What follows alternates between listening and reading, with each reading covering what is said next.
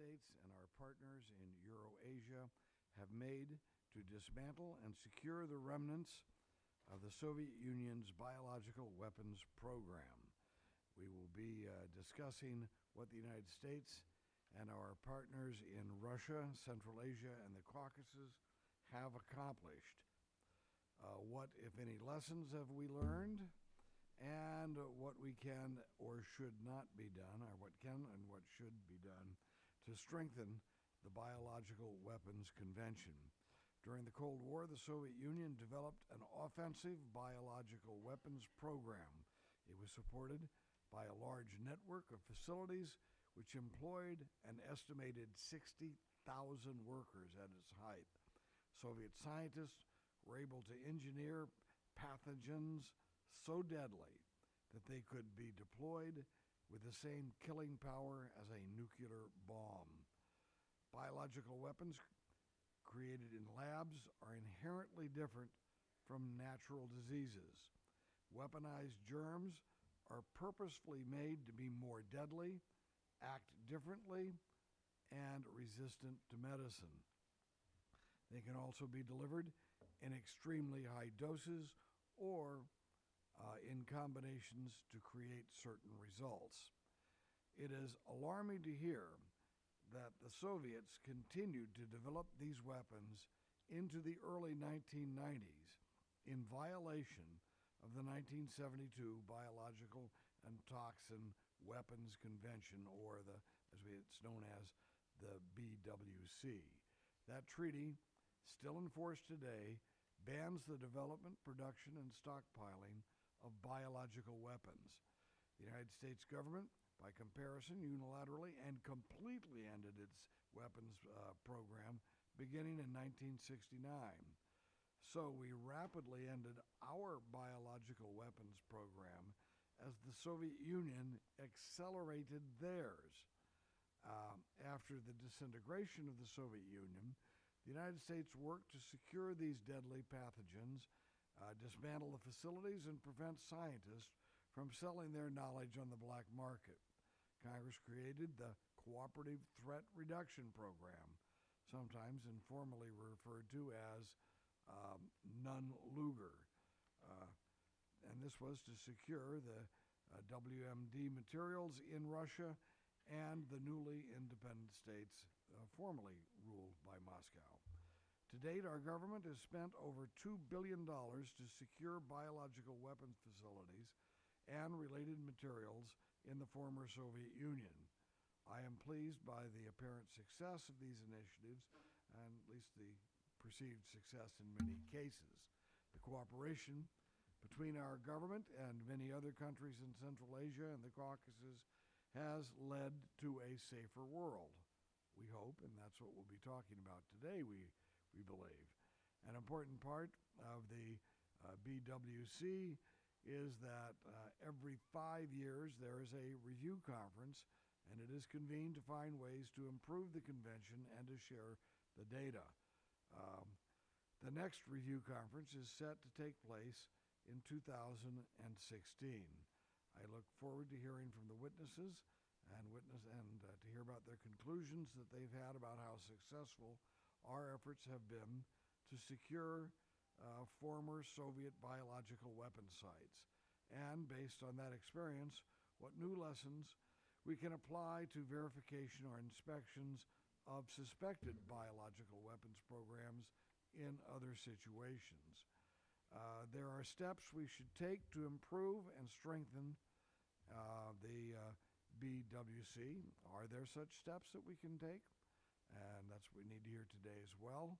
And have we used the lessons from implementing Nunn-Lugar to improve our own defense, at least our own defenses in case of a future biological attack? Without objection, all members have 5 legislative days to submit additional written questions or extraneous materials for the record. And with that, I turn to our ranking member, Congressman Keating, for his opening statement. Well, thank you, Mr. Chairman. I'm pleased to welcome Dr. Smithson, Dr. Franz, Dr. Davis, and Mr. Leitenberg. I'm certain we're going to benefit from all your experience. I'm pleased in particular that Mr. Leitenberg is with us today. Mr. Leitenberg's 2012 book, which was co-authored with Raymond Zelenskis, is widely viewed as the seminal history of the Soviet Union's biological weapons program, including the covert program launched in the 1970s, well after the Soviet Union signed onto the Biological Weapons and Toxins Convention. Since the mid-1990s, the United States has invested billions of dollars through cooperative threat reduction program in dismantling and decontaminating biological weapons testing and production sites in the former Soviet Union. U.S. programs have also focused on securing pathogens and employing former weapons scientists in civilian work.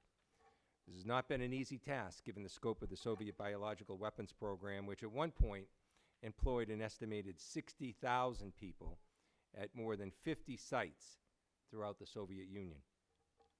Although cooperation with former Soviet republics in Central Asia has been generally successful, resulting in the decontamination of biological weapons facilities and the containment of dangerous pathogens, the same cannot be said for our cooperation with Russia. In 1992, Russian President Boris Yeltsin acknowledged the existence of a covert Soviet program. He publicly committed Russia to establishing compliance with the Biological Weapons and Toxins Convention by prohibiting offensive biological weapons work, initiating the dismantlement of the program inherited from the Soviet Union, and agreeing to allow on-site verification procedures of this dismantlement. Despite these commitments, Russia refused to allow international inspection in key biological weapons facilities, a policy continued under President Putin. As a result, there's been considerable uncertainty about this dismantlement status of Russia's inherited biological weapons capabilities, and reason to believe that Russian scientists may still be engaging in research and development activities. The recent deterioration in U.S. relations with Russia complicates matters even further, as do President Putin's recent statements suggesting a willingness to use biological weapons to, quote, respond to new challenges, unquote. As such, there is much we do not know about Russia's current programs or their intentions. Indeed, what's most striking about the threat posed by biological weapons is how much we don't know.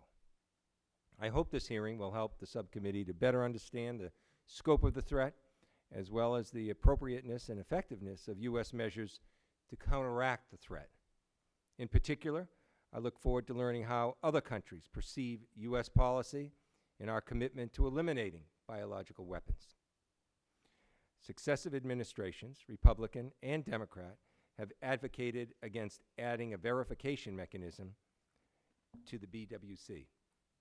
In 2001, former Undersecretary of State for International Security John Bolton, an official in the George W. Bush administration, argued that traditional arms control measures would not work for biological weapons. Obama administration officials have made similar claims. I look forward to hearing our panelists' views on whether it's possible to strengthen the BWC, and if so, how useful new protocols would be in countering the threat posed by biological weapons. I hope our witnesses will also assess the risk that Soviet biological weapons materials or know-how have fallen into the hands of rogue states or non-state actors, and whether any states or non-state actors currently have the capability sufficient to use biological weapons to create a mass casualty event. Finally, despite considerable debate over the extent of the threat posed by biological weapons, the United States has spent over $64 billion on biodefense programs since the anthrax scare of 2001. I hope our witnesses will be able to comment on whether this massive expenditure is proportionate to the threat, and welcome their thoughts on the effectiveness of our biodefense programs. Thank you, Mr. Chairman. I'll yield back. Thank you. And do either of my other colleagues have Judge Poe have an opening statement? Thank the Chairman. I thank the witnesses for being here. As you know, Mr. Chairman, we are in judiciary in a markup dealing with revising the Patriot Act, so I will have to excuse myself and go back to that. The problem we face today is how do we protect Americans from the threat of biological weapons when we're dealing with a country, primarily the leader of this country, who cannot be trusted to tell the truth about anything. The United States, the United Kingdom eliminated their biological weapons programs over 40 years ago, before the Biological Weapons Convention even existed. The Soviet Union promised to stop their biological weapons program, but of course they didn't. Their biological weapons program remained active until the Soviet Union fell in the early 1990s. Today, Russia is led by Colonel Putin, KGB, who would like nothing more, in my opinion, than to go back to the glory days of the old Soviet Union. Putin, or the Napoleon of Siberia that I like to call him, has taken over part of a sovereign country, at least two of them now, Georgia and part of Ukraine. I've been to both. He is using his military and political operatives in these countries to create unrest, and then he says he has to go in and control the area to stop the unrest he started. He did that in both Georgia and eastern Ukraine. And I do not believe he's through with his aggression. Who's next? Moldova? We'll see. So that's who we're dealing with, Mr. Putin. And he and Russia have signed on to the Biological and Toxins Weapons Convention, the BWC, but we do not know if Russia has followed it because there's no true verification measures in place. Some believe, and it's been reported by some, that the Russians in fact helped facilitate chemical weapons going to Syria. I don't know if that's true or not, but that has been out there.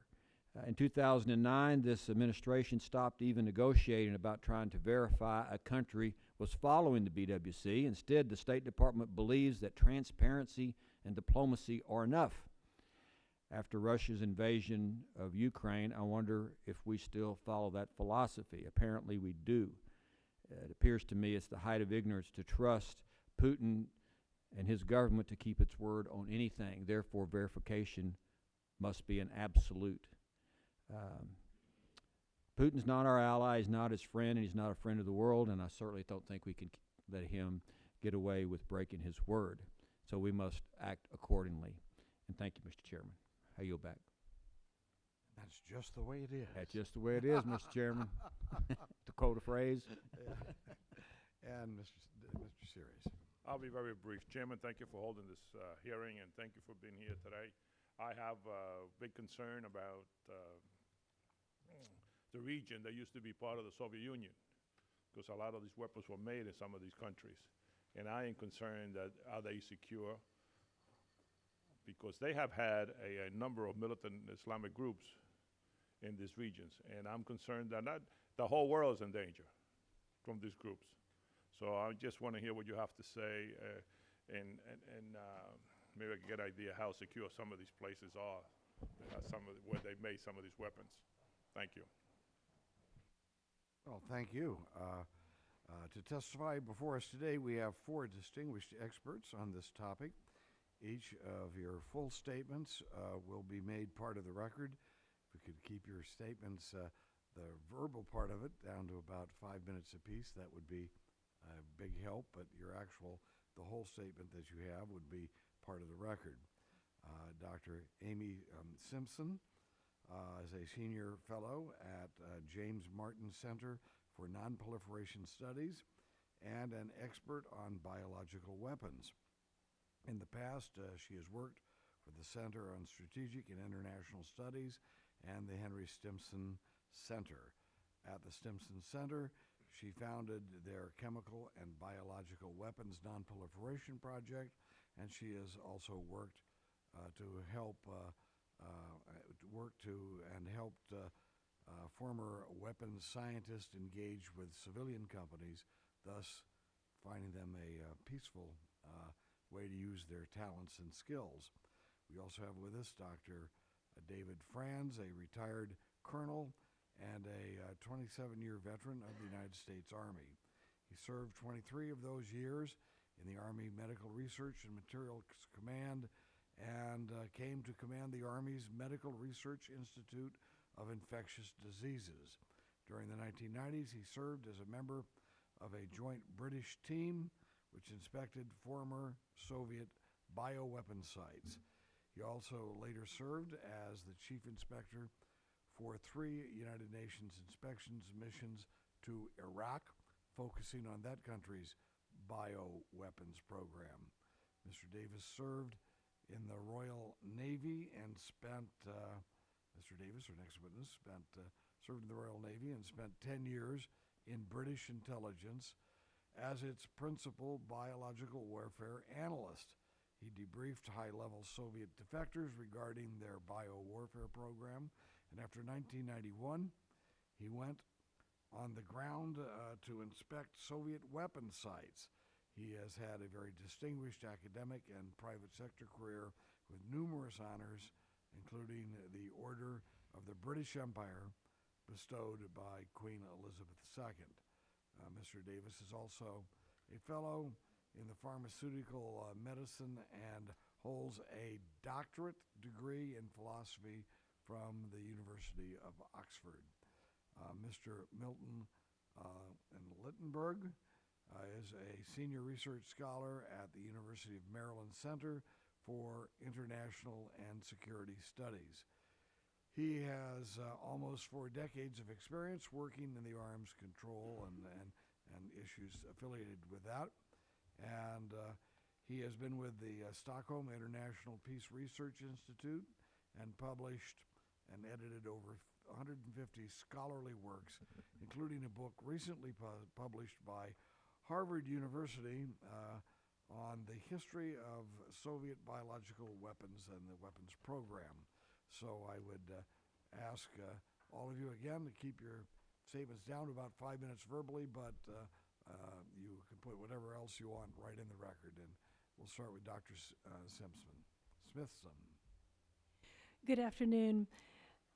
Since many of the other panelists will focus on issues of Russia and Central Asia, although I address those in my written statement and have been there to many of the facilities, I'll concentrate instead in my oral remarks on how to strengthen the BWC.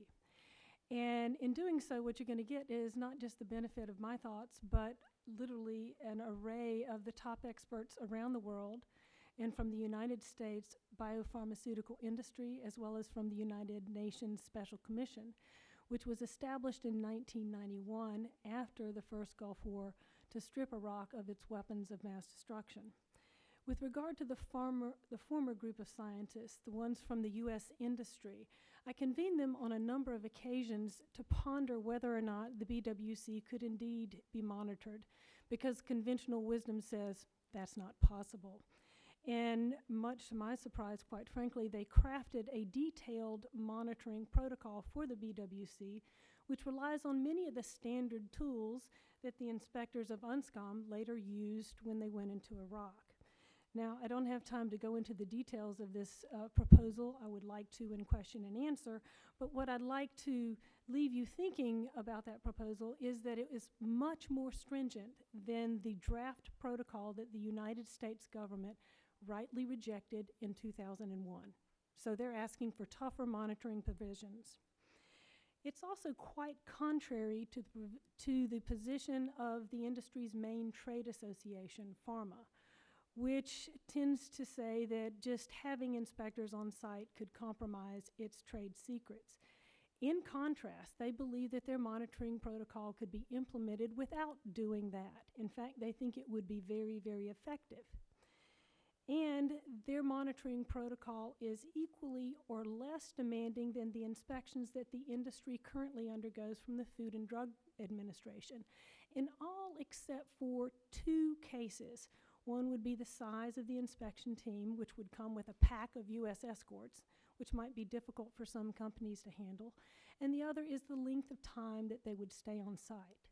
Now, after this work was completed, and I started to interview the UNSCOM inspectors about the experience in Iraq, what struck me is the similarity between what the industry experts were proposing and what UNSCOM actually did in Iraq, and how successfully that worked out, even though before they ever landed in Iraq, quite frankly, the deck was stacked against UNSCOM inspectors. First of all, Iraq had already begun to implement a strategy to hide not just its nuclear program, but its biological weapons program from the inspectors. Next, the intelligence that they had to work from was, quite frankly, incomplete and sometimes inaccurate. For example, U.S. intelligence had not even managed to identify Al-Hakam, which was Iraq's main biological weapons production facility, and from the air it looked very much, in fact almost identical to Iraq's chemical weapons production facility, Al-Mithana. That's just one of the things that intelligence didn't manage to pick up on.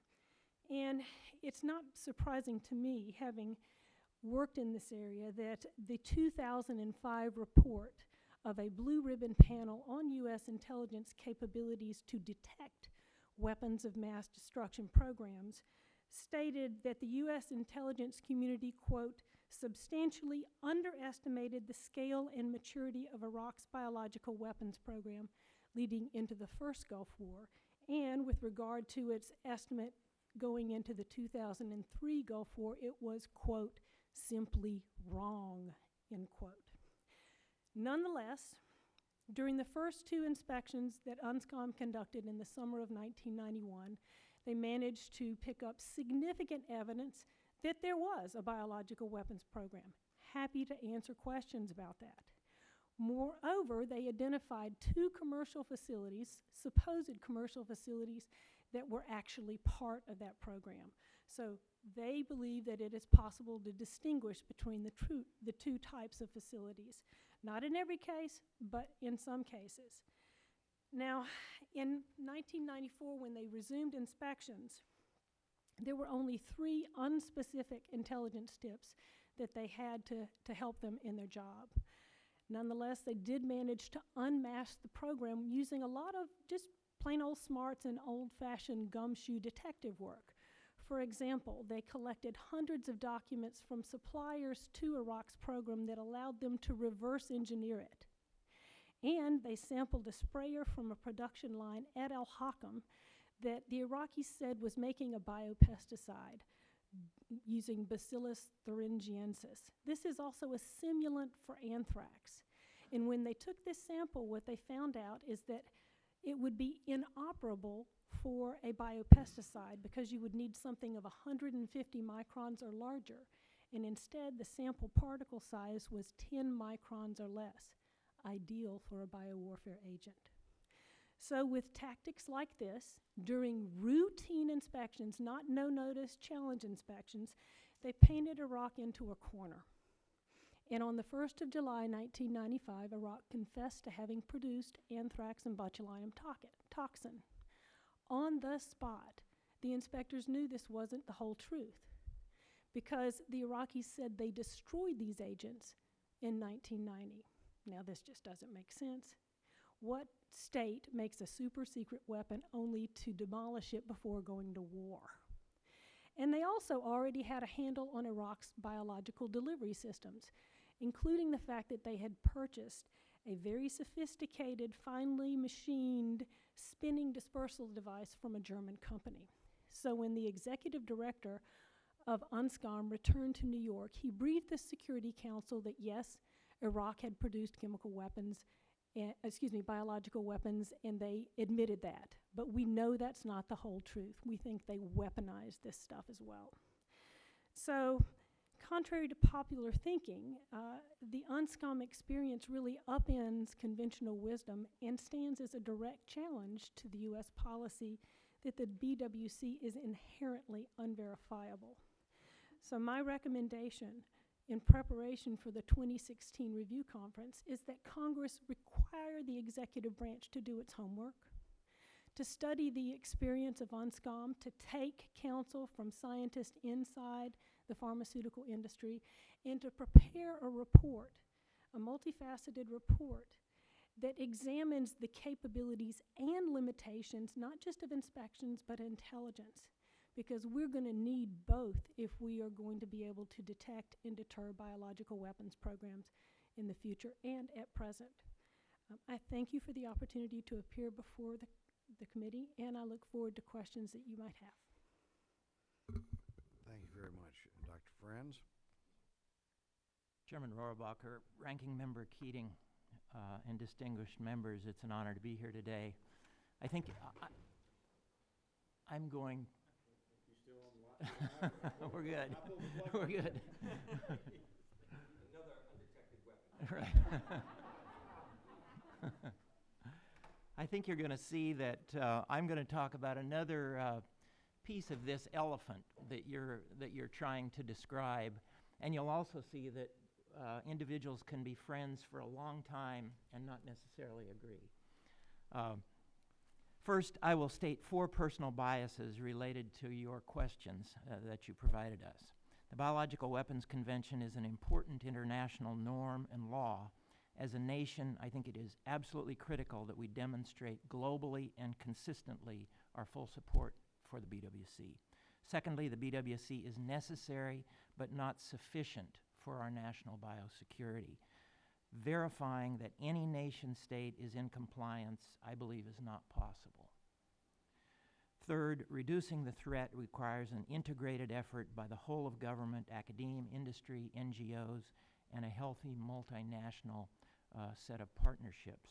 And fourth, we must recognize that personal relationships and professional networks that are developed through our cooperative programs contribute directly to our national security. Now I'd like to go very quickly to pose 9 relevant propositions with regard to this space. One, it's a dangerous biological world out there. 15 million people die annually of communicable and contagious diseases. No one dies from biological warfare or biological terrorism, and a few people die from biocrimes. However, I'm convinced that we did achieve nuclear equivalence in killing power in our offensive program before we stopped it in 1969. And that was before long before the current biotech revolution. 2, the threats have changed significantly since the Cold War. We've gone from protecting the military on a distant battlefield to protecting citizens at home. And threats today may come from subnational groups, insiders, biocriminals, or nation states. The phrase "of types and in quantities," quote unquote, in Article 1 of the BWC no longer means ton quantities. Today it can mean grams, or in the case of viruses particularly, it could be much less than grams. 3, in biology, proliferation is over. This is not a non-proliferation issue anymore. Proliferation of knowledge, technologies, and capabilities is now global. 4, quoting Professor Joshua Lederberg, there is no technical solution, unquote. Cutting up an anthrax production fermenter, which we did in Stepnogorsk, the size of a Kansas farm silo was not a lot different than eliminating an ICBM silo. But when the fermenter is scrap and its operator is retired or conducting legitimate research, how do we increase the likelihood that the next generation of molecular biologists and virologists with much better tools and much more knowledge continue to work for the good of their people, their country, and the global community? 5, health engagement is national security. Leading with public health brings like-minded people and their capabilities together in a non-threatening environment, working toward an unambiguously positive or humanitarian outcome. It almost guarantees improved understanding and even trust among collaborating partners. Trust between technically qualified individuals often leads to communication and even sometimes trust between governments. 6, it's about people and relationships. While our understanding of natural health risks and intentional threats will never be close to perfect, it could be better. We must be alert to the ever-changing biological world around us. Friends can and do help us when and where we have them. 7, the right engagement metrics can lower the cost and increase our national security. Our tendency is to measure outputs rather than outcomes in these cooperative programs. I have long advocated for a simple set of metrics that begin with wise use of taxpayer dollars and lead to personal relationships of trust as the ultimate goal. It's not easy. It's not very scalable, I admit that, but critical to our national security. 8, we must be in it for the long haul. I sometimes have to explain to my international colleagues the short attention span of my government. Too often, we make promises and then move on to something we think is more important the next moment, or forget about friends and promises made. A more consistent and stable long-view policy would enhance our national security in this area. And finally, 9, keeping channels of communication open. For years during the Cold War, our nuclear scientists and their Soviet counterparts maintained open lines of communication through science academies and organizations like Pugwash. The outcome was, to some degree, stabilizing, I believe. I believe it's easier to do this in biology. Remember, these are long-term tools that I'm talking about. Our specialty is not putting out fires, but weaving fire retardant into the fabric. Now is a good time, I believe, to see how well we did 10 years ago, not look at this like an outbreak today, and then adjust as needed. The global biological tapestry is not always a pretty one, but we need every view of it we can find, and we can't do these global things alone. Friends of long-standing in science and public health networks can and will help us, even when we're not there. Thank you. Dr. Davis.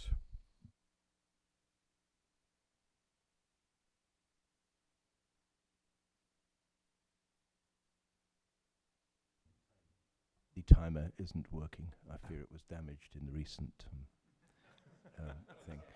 Attack, yes. Mr. Chairman, Congressman, good afternoon. First of all, after the introduction, I would like to make it quite clear that I am, in fact, a US citizen, although I do sound slightly different, and I'm about 407 years too late. I missed the boat all those years ago, but I did make it in the end. First, please forgive me if I'm a little difficult to understand today. I suffered a biological agent attack last week in England, and clearly my homeland is still upset that I left, so my voice is slightly compromised. Second, I'd like to thank you most sincerely for inviting me to attend this hearing. Friends and colleagues alike have been genuinely worried about what I might experience here, but you know, it never occurred to me to worry. I felt happy to come and share with fellow citizens some thoughts about an important topic. Finally, having read through my short text, it occurred to me that I might be cast as anti-Russian, or rather too critical of my former colleagues in the diplomatic services of the UK and the US, and neither is true. I've worked with many Russians who were in the former Soviet program, and indeed they've been guests in my home. And the Russians are very jolly people. I have no problem. And diplomatic colleagues took decisions years ago that they believed at the time were correct. I disagreed then, and I still do. That doesn't mean to say that they're bad people or bad things were done particularly. It merely means that we took a different view of the world. So I'd like just to say a few things. I'm going to stick pretty much to what I submitted. I come before you today as a private citizen. I represent no one but myself. The views and opinions expressed by me are entirely my own and do not necessarily reflect those of my own consultancy company, my employer, or my employer's client, in whose offices I work. And these organizations and their officials bear no responsibility whatsoever for my oral and written testimony today. That's important because I absolve everybody from any responsibility. It's me. In light of my previous work in or with security and intelligence services and organizations on both sides of the Atlantic, I also must make it clear that in giving this testimony, I will at no time write or say anything that transgresses the agreements I made with those organizations many years ago with respect to maintaining the confidentiality of their systems and the knowledge I gained during their employ. I'm a scientist and a physician educated at the Universities of Oxford and London, as was mentioned, and a fellow of the Faculty of Pharmaceutical Medicine. I've had a 38-year career spanning hospital medicine, academic research, military medicine, the pharmaceutical and biotechnology industry, government service, and commercial and contracting companies in consulting in the United States, Europe, and Australasia. For 35 of those years, I've been involved with chemical, biological, and nuclear weapons issues. With the singular exception thank goodness, of actually building nuclear weapons or chemical weapons of any kind, or biological weapons of any kind, I've worked on every aspect of the problem of biological weapons, from intelligence through threat analysis and weapons effects, through R&D on personnel and collective protection, medical countermeasures, detection systems, to national policy, international diplomacy, and cooperative threat reduction. For 10 years, I served on the Defence Intelligence Staff of the United Kingdom with special responsibility for global biological weapons threats and the medical aspects of chemical and biological agents. My particular focus for much of those 10 years was the biological weapons program of the former Soviet Union and Russia. And I was closely involved in the debriefing the very first defector from the Soviet program, Dr. Vladimir Pasechnik, a very senior institute director who came to the UK in October 1989. Today I've come to ask you to lift the veil that hides the elephant in the room that was left behind in the mid-1990s when direct efforts to persuade Russia to completely abandon their biological weapons appear to have failed.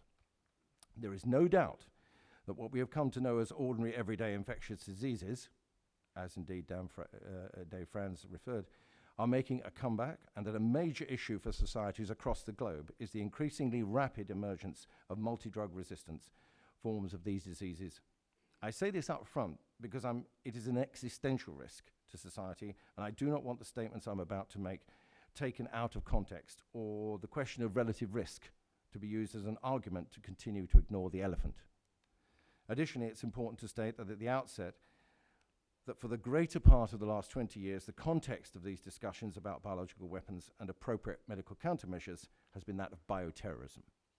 Finally, prior to the exposure of the illegal biological weapons program of the former Soviet Union, in the years between 1989 and 1994, the situation was obfuscated by ignorance and denial.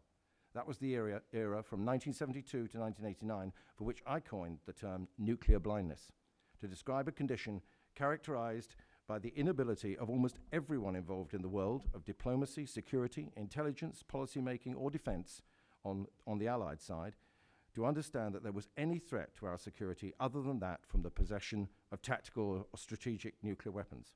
Indeed, the mere possession of nuclear weapons was seen to be the answer to all threats and to the possible or actual use of strategic force against the state. And so to the nub of the matter. The context, or room, if you will, in which the pachyderm in question sits has changed. The Russia of today is not the Soviet Union of old, but neither is it the open, democratic state for which we hoped, somewhat naively perhaps, back in the 1990s. We have been made painfully aware by the events in Georgia and now in Ukraine that Mr. Putin retains all the values and attitudes that allowed him to rise successfully through the ranks of the KGB. Sadly, this includes an unenlightened quest for power and control over everything, and a very typical Russian propensity to never let go of something that could prove of use against any perceived enemy at some point in the future. For those who, like Putin, live in a world where fear is the predominant emotion determining their existence, enemies are everywhere. And any and all actions are permissible to deal with existential or theoretical threats. Add to this the noxious combination of patriotism and hurt pride born of a bruising exit from the Soviet communism, and the stage is set. The elephant, ignored for 18 years, demands our attention. The elephant in the room is, of course, the Russian biological weapons capability. The problem is not new, but the context, Putin's new Russia, is. In fact, for most of you, even if you never ever knew anything about this topic, the assumption will be that this is old hat, a problem that was taken care of way back in the early 90s. The 1990s, that is. And the story goes something like this. The Soviets and Russians, which the change in regime, admitted possession of a massive biological weapons research, development, testing, production, storage, and launch capability. But did that actually happen? No, I contend. They committed to destroying the system, all weapons and methods of dissemination, agents, seed stocks, and production and operational plans. But did that actually happen? No, it didn't. Complete openness was achieved, and the new Russian state allowed inspections and verification of all suspect sites. But did that actually happen? No. As far as I'm aware, pretty much all discussion between the US and the UK and Russia ground to a halt in the mid-1990s because of Russian insistence on pursuing reciprocity, a condition that the then Soviet negotiators persuaded the US State Department to accept at their very first encounter in London in 1990, following the defection of Vladimir Pasechnik in 1989. I know because I sat around the table. Reciprocity is difficult to achieve when the problem is one-sided. We said it at the time. The US and the UK had and have no biological weapons, but in a gesture of reasonableness and openness, agreed to reciprocal visits.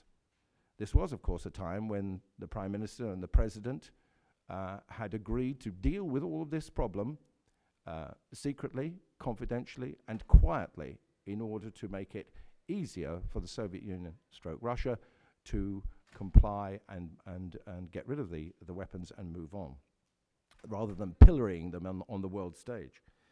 Eventually, that mismatch in reality led to the Russians asking for access to US facilities, both commercial and military, that they knew would be denied, leaving them to maintain that it was in fact the US and UK that were hiding BWR&D, not them. The result, the perfect impasse. So, despite this failure of this trilateral process created in late September 1992 in Moscow, and the fact that the United States and United Kingdom were certain enough that the offensive biological weapons program was continuing, that they challenged the new Russian regime openly about it as late as 1993, most observers on the world at large assumed that the problem had been solved. The myth that Russia had owned up, explained and destroyed its weapons and opened up its biological weapons establishments grew. And so it was that with improving relations between East and West, the legitimate and very real concern over loose nukes and a fundamental lack of understanding of biological weapons by just about everyone in decision-making, the elephant took up residence in the room. And as time passed, it became ever more difficult to mention the name of the elephant, let alone suggest that it be dealt with. For what good does it do a person or a government to raise an issue that most, if not everyone, regards as dead and buried, especially if international relations seem to be improving? Why rock the boat? So the elephant has remained in the room for 18 years, but just because we choose not to see him does not mean he is no longer there. So, if we assume, as I suggest to you, that Russia did not admit to the real size and capability of its biological weapons systems, that it did not get rid of all of them, and it did not allow the US or the UK free, unfettered access to its web of military, as well as civilian BW sites, because those are the ones that have been mentioned today, and that Mr. Putin, like all his antecedents, would never give up such a key strategic military and diplomatic card, it is not reasonable, not unreasonable for a concerned citizen to ask you to examine the following questions. When many of the biopreparat sites were abandoned or downgraded, what happened to the biological material being worked on at those places? What happened to the experimental results from the biopreparat institutes? What happened to the policies and tactical and strategic plans for the use of the many types of weapons that were developed? What has been happening at the Russian Ministry of Defense military biological weapons sites in the past 18 years? What happened to the weapon strains of the various BW agents? What happened to military launch vehicles? What happened to plans dealing with every aspect of production and deployment? What happened to the bioregulator program? What happened to the R&D centered on anti-crop, anti-plant, and anti-livestock biological weapons? What happened to the stocks of seed cultures of biological weapons agents designed to be used to fuel a mobilized production of weapons? And there are a number of other questions. Finally, biological weapons are not weapons of mass destruction. It's an epithet coined, you may not be surprised to hear, by the Soviets back in the 60s, no doubt to obscure future discussion and negotiation by lumping them in the basket with nuclear weapons at a time when their possession was still legal. In fact, they comprise a complete suite of possibilities for killing or injuring or disabling humans, animals, plants, as a means to achieve politically sanctioned ends, just as the panoply of conventional weapons can within the purely ballistic context. However, they are distinguished in at least one critical respect from true weapons of mass destruction on one hand and the conventional weapons on the other. They can be used for strategic purposes without damaging material infrastructure. Therefore, with Mr. Putin in power in Russia, it would be as well for the United States to stop ignoring the elephant and address these unanswered questions. There is now nothing to be lost and everything to be gained by doing so. Thank you for your listening. A little bit longer than 5 minutes. I'm sorry, I didn't have a watch. It was London time. It was. I'm jet lagged. And finally, we have Mr. Leitenberg with us.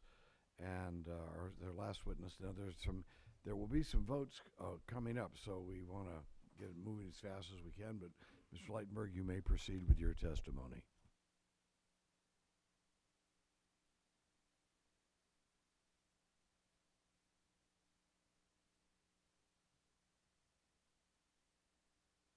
Oh, I'm sorry. I hadn't pushed the green button. Thank you for having me to testify. I will try and be a little briefer. I think a large part of Christopher's elephant is in there, or as much as we could pack into 900 pages. So I think a substantial number of the questions that he asked are in fact answerable, and perhaps I'll find a moment to do that. I submitted a statement which is simply a précis of the book, but I'll try and make my remarks a bit broader and speak about three things. A little bit about the Soviet program and what's left of it, because an important part of the book was the U.S. and the British government efforts to get President Yeltsin, President Gorbachev first, General Secretary Gorbachev, President Gorbachev, then President Yeltsin, to put an end to that program. And we failed. Both the U.S. and the British governments failed in that. And that's gone into, there's 150 pages in the book describing that in substantial detail. So I'll say a little bit about the Soviets and the Russians. And then I want to say something about the biological threat currently to the United States from state and non-state actors, since that's been mentioned by both of the introductory remarks. And then I want to say something about biological weapons convention and verification and compliance. Or say quickly to the Russian, the remnants of the Soviet program existing in Russia today. There are three reasons to be concerned about what is in Russia. The first of which was referred to. It is that the Russian Foreign Ministry and Ministry of Defense took part in the negotiations, but it was essentially the Ministry of Defense that destroyed what was called the trilateral negotiations between 1993 and 1996. And it was not accepted by either our government or the British government. Secretary Christopher was going to Moscow. Other senior, Lynn Davis, was going to Moscow. We kept on, I quote President Clinton's letter to President Yeltsin in 1995. We were pressing, and the Gore-Chernomyrdin Commission took this up. We were pressing this issue, but the Soviets ran the negotiations into the ground. I haven't got the time to deal with it, but they did. It was not our undoing, it was theirs. Second, as a corollary of that, and it was also mentioned, the three Ministry of Defense facilities have never been visited by anybody from any other country to this day. So they're closed. We don't know what they're doing. They may or may not have an active offensive program. I presume they do. I do not believe that the U.S. government thinks they're producing and stockpiling agent anymore, but we don't know that. The third thing is President Putin. There's a very surprising occurrence in February and March 2012, and I'll read this. In a somewhat bizarre development in February, March 2012, Putin, the then Russian Minister of Defense Anatoly Serdyukov, publicly referred to 28 tasks that Putin had established for the Russian Ministry of Defense in order, quotes, to prepare for threats for the future. Putin wrote that Russia needed to be prepared for, quotes, quick and effective response to new challenges, quotes. And one of the tasks that Putin specified was, quote, the development of weapons based on new physical principles, radiation, geophysical, wave, genetic, and psychophysical, etc. Genetic can only mean one thing. That would be a violation of the Biological Weapon Convention.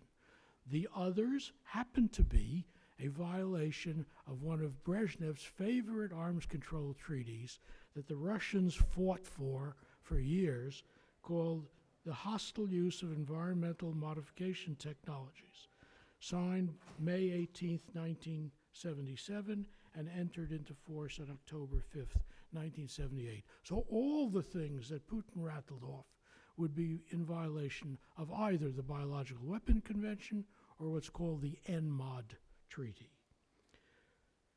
2 or 3 short other points,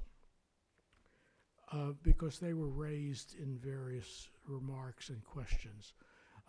We do not believe that any agents or weapons from the Soviet program went out of the Soviet Union or Russia to either other states or non-state actors. There's one possible exception to this, but I don't think you're really asking about that. If you go back to the Reagan administration and the Yellow Rain accusations that Soviet Union had transferred what were called mycotoxins, trichothecene mycotoxins, to Vietnam to use against Hmong and Leo tribesmen which had fought for us. This is after 1975, between 1976 and 1982. That's never been resolved. The U.S. Department of State to this day maintains those. Canada, Great Britain, Sweden, and Australia did their own chemical analyses and could not verify the U.S. claims. And most of the arms control community does not believe those allegations. But except for that story, if you segregate that out, we do not believe that any agents went out of the Soviet program anywhere. Secondly, because it's in Amy's testimony, she actually has a better summary of the Soviet program than I wrote. She refers to the genetic engineering. The entire post-1972 Soviet BW program was to adapt molecular genetics to do what the classical early program from 1945 to 72 had not succeeded in doing. Antibiotic resistance, changing the antigenic structure on the organism so that you fooled vaccines and things like that. Their development program succeeded in that, but that happened between 1984, 85, and 1990. Vladimir Pasechnik came out in October 89. By April, May, the U.S. government and the British government were beating on Mr. Gorbachev's head to get an end to this. And so those new agents were never produced and stockpiled. The Soviet stockpile was the classical, old, non-genetically modified agents. All right. The current biological weapons threat to the United States from state and non-state actors. There are very few state programs. We've changed our notion from the 1970s, 1980s, that there were perhaps 10, 11, 12.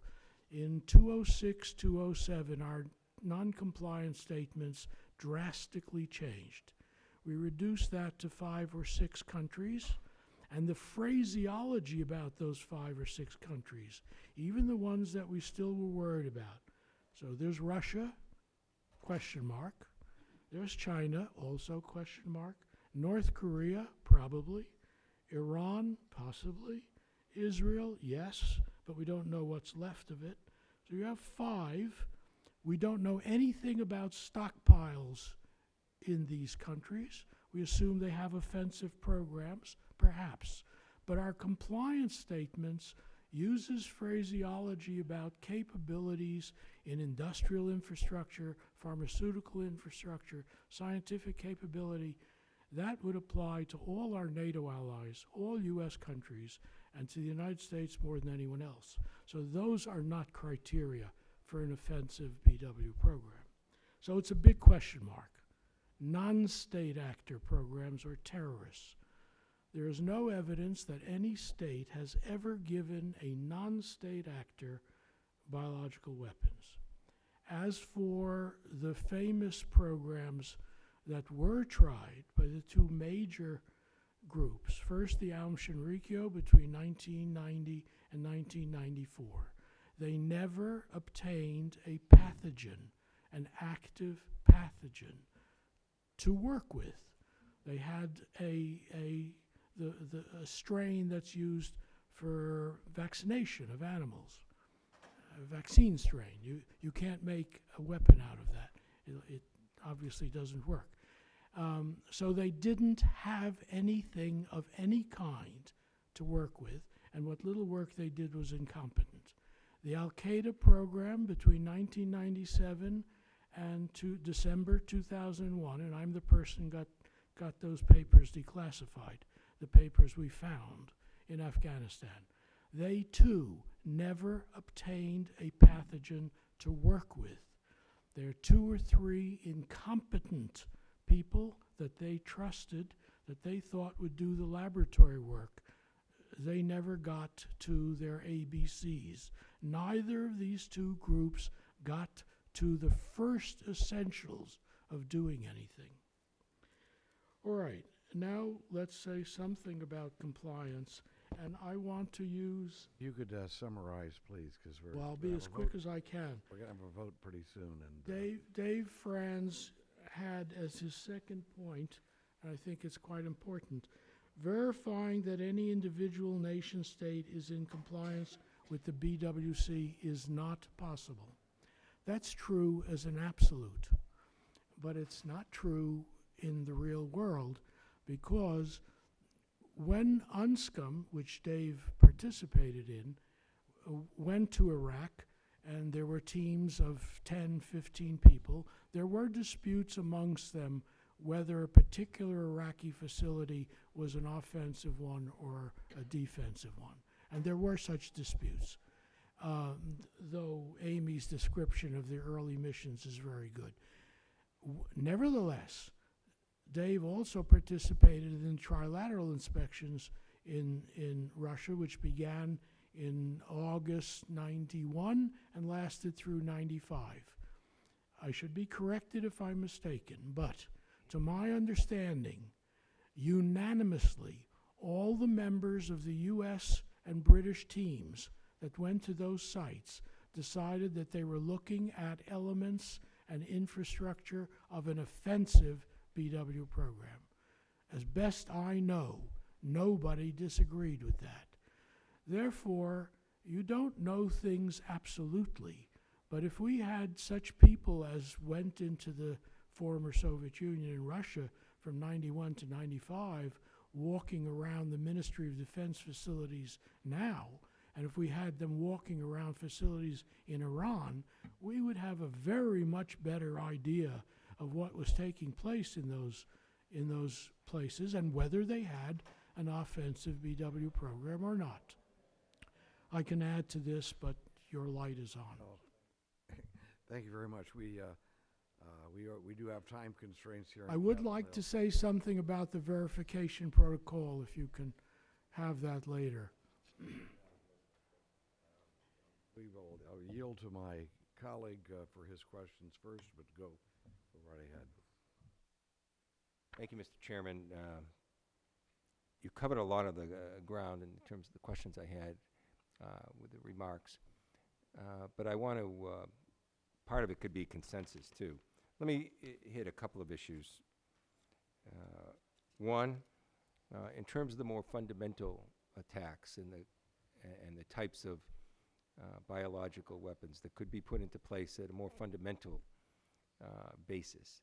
One of my concerns is since there's groups and publications like Inspire that are providing basic information, how to assemble a bomb and how to do this at home. Are there biological weapons, more simplistic ones, that can be manufactured more easily, and therefore can some of that information be communicated over the internet by groups to disseminate it, how to formulate that now? And so that if anyone wants to take a shot at that, allow them to.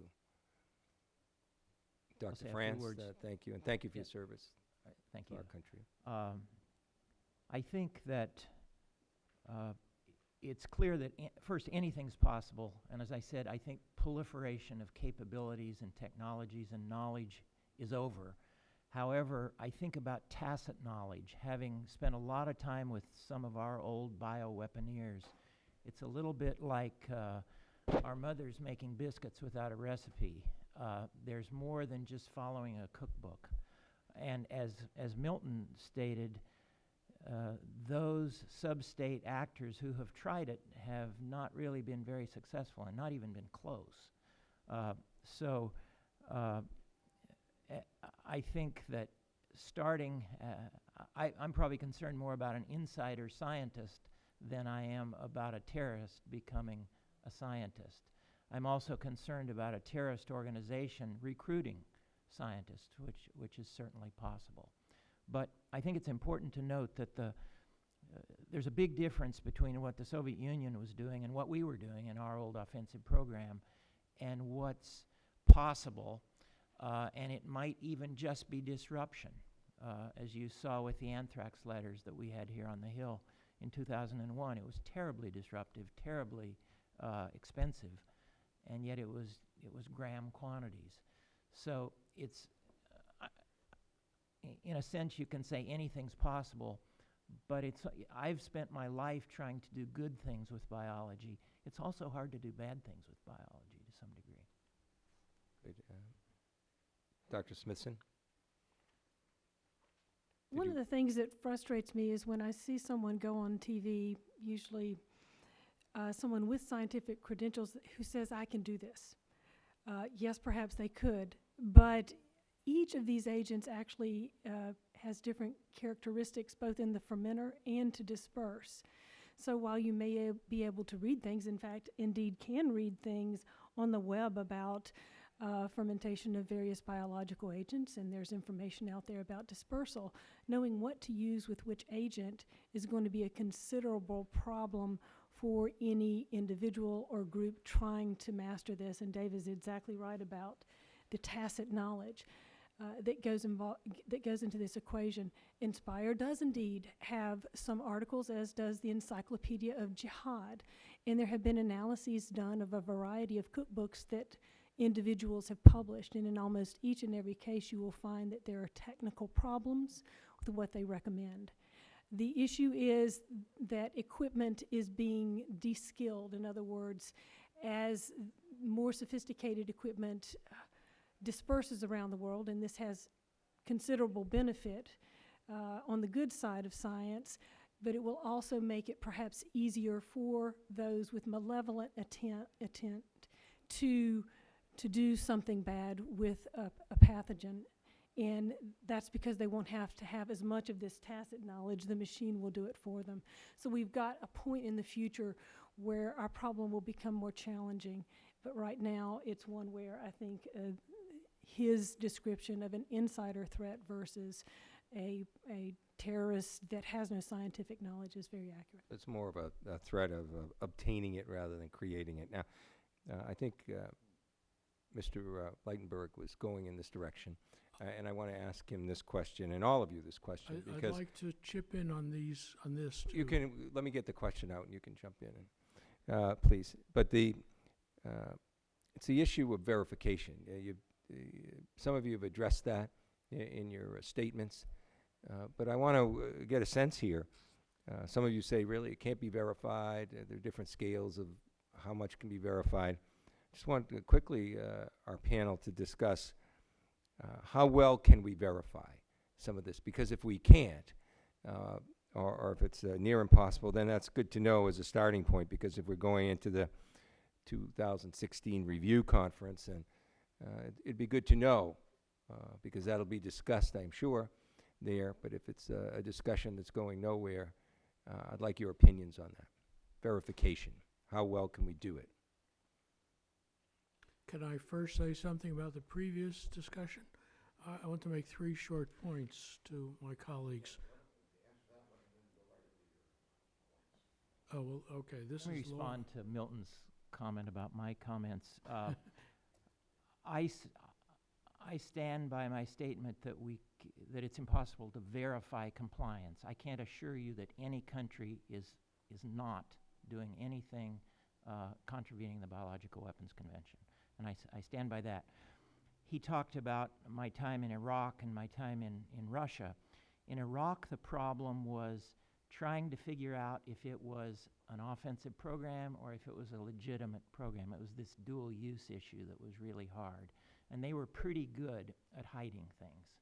So we had to sort through that, and eventually we learned from people, and Amy knows this story better than I do, even though I was there, from people with regard to what they were doing.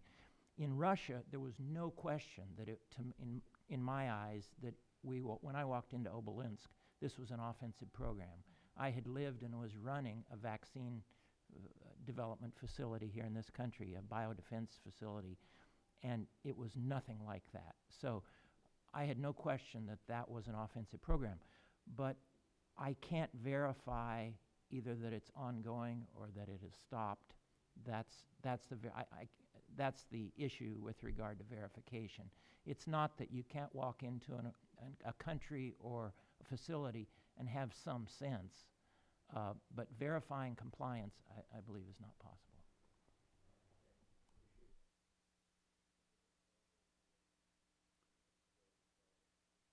Well, I think we should probably stick with the verification for the moment then, and I'll try and come back if I can to the earlier question. How well can we verify?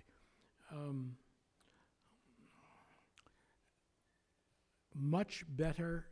One can never know more by not having on-site inspection than by having it. In other words, you're not going to learn more by not getting in the front door than you will if you got in the front door. I mean, I don't know, there's no way in the world that I can understand that any differently.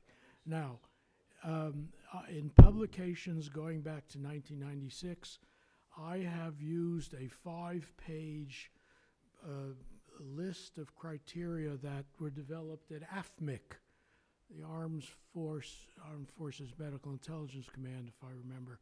In other words, our BW intelligence community had drawn up under 5 different categories. If you walked into a site or if you looked at the site, and then inside and how it was managed and how its economics were run, they had 5 sets of criteria with 6 or 7 points under each one that would help you distinguish between a facility that was doing offensive BW work and a facility that was doing defensive BW work. Again, I agree with Dave, nothing is absolute, but you get closer and closer, you hone in. I also, since 1970, has written a successive group of studies, and there's a chapter in the book which I repeated again, in terms of the Soviet program specifically. Can you tell the difference in the laboratory, not in a production facility, but at the level of the science in the laboratory? Can you tell the difference between work that's offensive and work that's defensive?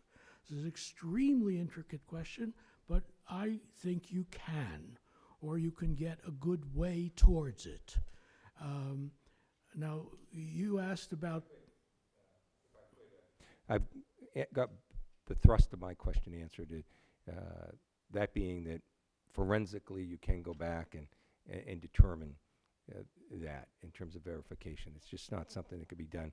But if I could, just because I don't want to, we're up against the roll call, I would like to yield back to the chair, and you could follow up in his questioning some of that. I want to make sure the chair has the chance. What are the positive, why would someone want to develop these things for positive reasons? I mean, keep getting this word positive in there. Is there a development of a chemical biological agent for something other than hurting somebody and killing people? We've just tried to create a dichotomy here between different substances. It would seem to me that we're talking about a human endeavor that is in and of itself evil. Pathogens are studied by legitimate scientists in order to find cures for diseases, to develop antivirals and antibiotics. And so it's this thin area of what's a good medical use and where has this knowledge been distorted and used for military purposes. Correct me if I'm wrong, but that would be a very limited, very small operation as compared to something where you're trying to create a weapon system. And that's the scale that Dr. It's Franz referred to. minuscule compared to major production. I've been upstairs in Obelinsk as well, and it hit me across the face that this was no legitimate pharmaceutical activity because of the scale of the high containment area there. So indeed, in some cases, you can tell right away, not just by the physical infrastructure, that there are likely to be questions you want to ask that are hard questions about what are you doing here that is different from what you say you're doing here. And that's the crux of the verification methodology that the industry experts put forward in their monitoring proposal for the BWC. And they describe which areas of a facility that you would go to in order to get the best information and how you can monitor things just by looking at the documentation. And in Iraq, there were many things that they found just in the documentation that were both incriminating in some cases, and on other facilities it was very clear that they were engaged in legitimate activity, whether it was baking bread, making beer, or indeed making medicines. Well, so you can tell the difference. Mr. Leitenberg's point that you certainly don't, there's no way that you're actually going to learn less by having someone go into one of those situations, but it seems to me that, well, when people did go into this in Iraq, did you find people working on these positive type of chemical biological projects, or was this all just Well, a total front? we didn't at Al Hakam or at Al Manal or at other places, but we did at Samara Drug Industries, for example. We looked at a lot of places, Yes. and it was just a handful that were used as negative. I think I was in They were 80 used as what? used for their weapons program. I'm sorry. And the rest of them were used for? Many of them were used for their biopharmaceutical industry, food okay. industry. Oh yeah, it's very common. Well, there you go. I've Yeah. learned something. Different sites. Different Right, sites. different sites. Let me ask you this about, the vote has been called, and the chair plans to try to finish his questions up for the next 5 minutes, and then we'll have to call it an end to the hearing. So let me go very quickly. The Nunn-Lugar, the effect of Nunn-Lugar. Someone indicated to me that they thought that Nunn-Lugar had a major impact, yes, of reducing the stockpiles of chemical biological weapons in the former Soviet Union, but what happened is that the actual weapons were systems that were upgraded. We were actually paying for upgrading the weapon systems there. The Nunn-Lugar program has done much to get rid of the Soviet chemical weapon stockpile. Okay, chemical. It did nothing to get rid of the Soviet biological weapon stockpile because we and the British believe that they got rid of the stockpile between late 89 and perhaps mid-91 by themselves. Now, part of that stockpile we then redug up twice because it was buried on this Vozrozhdenia Island. It was anthrax, and it wasn't decontaminated very well. We didn't want anybody to get it, so we dug it up twice and decontaminated it. So, yes, that was probably paid for by Nunn-Lugar.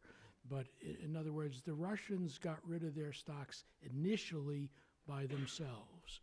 Now, the answer to Chris's questions, where are those cultures? Where are all the protocols?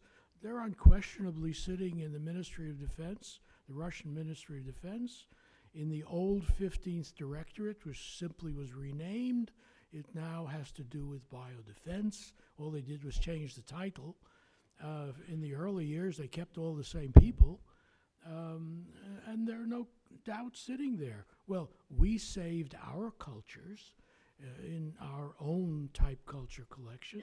We saved 6,000 classified documents. We had a big team sitting at Fort Detrick in U.S. Amrid for 2.5 years, I think it was, looking at 17,000 documents, deciding which would be sequestered and kept and which would be released to the public. So there's no question that the Russians kept their documentation and their protocols. We don't think they destroyed that. Do you think, again, we were hearing about the dichotomy in the type of offensive system versus a non-offensive system of weapons, chemical, biological weapons. I didn't quite understand exactly, aren't we just talking, No. how can you, Mr. how Chairman, can a you make that distinction? I'm trying to figure that out. There are no Mr. Chairman, a differences. confusion has occurred, I think, in semantics here. We're only talking about weapons. We're not talking about good weapons, bad weapons. We're talking weapons. And I think somewhere along this line there was used the word positive, negative. The positive things were about the use of biology for all the things that we use it for today. Illness treatment, et cetera, antibiotics, all those kinds of things. Molecular biology. That's one side. That's the plus biology side. Negative biology side is what you do with it to make weapons. I would just say that I'd like to just add in quickly here, following the comments that have been made, is, when you look at verification, you look at biological weapons, you're not talking about a single process, if you like.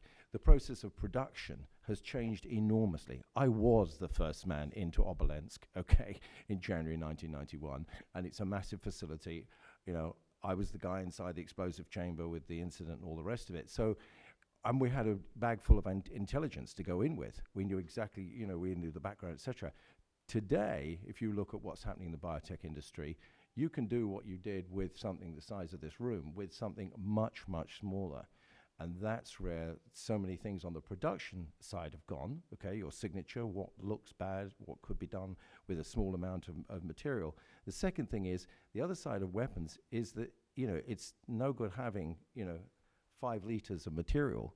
You actually have to disseminate that material in an effective fashion. Mm-hmm. That's where technique, technology, understanding occurs, and to make, biological agents into weapons. Well, the points you've been made earlier about the difference between a site that is involved with inventing and developing a system versus a site that would be producing enough for a utilization as a weapon. Just one last point here then. Apparently it looks like the United States went into this sincerely with an idea of trying to bring down the level of the threat of use of some sort of chemical biological agent on human beings, and that threat that it posed to all of humankind. And we stopped our production. The Soviets did not. What then became Russia. I take it from testimony that Russia is still producing chemical biological weapons.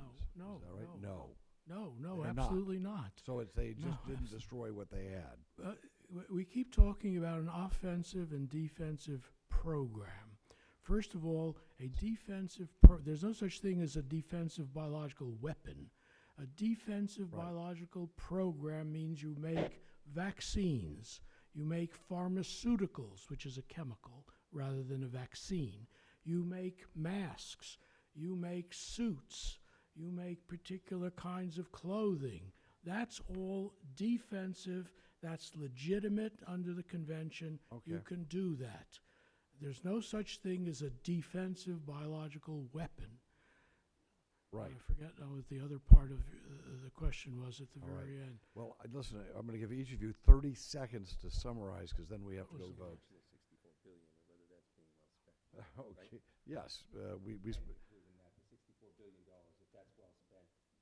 Oh, yes, producing. You got 30 seconds just to tell me whether or not you think this program has been a plus, a minus, or what.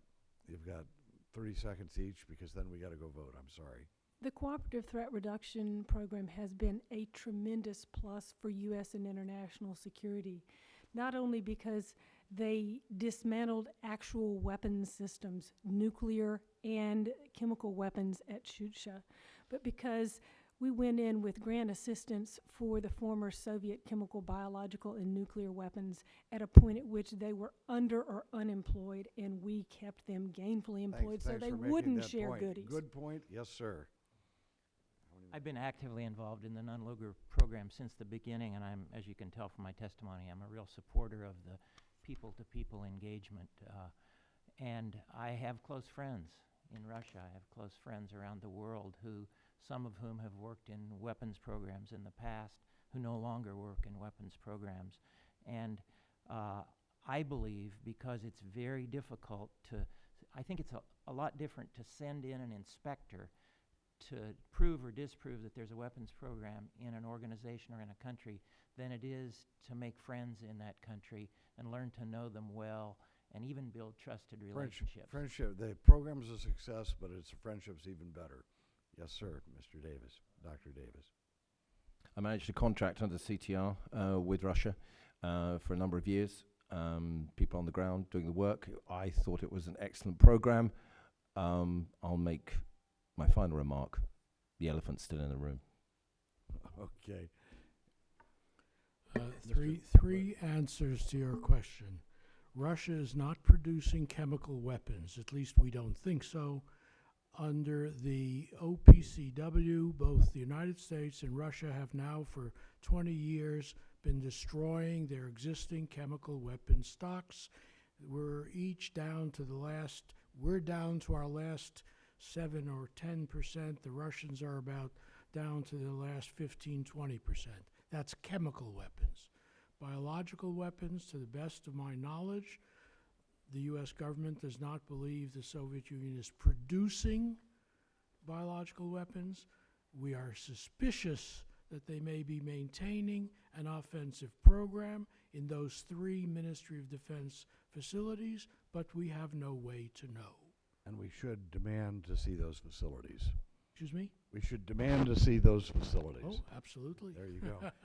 Thank you all for testifying today. You've had some, there'll be a lot of people looking at what you've said, and this will spur a lot of conversation and talk on this issue, which was the purpose of this hearing. This hearing is now adjourned.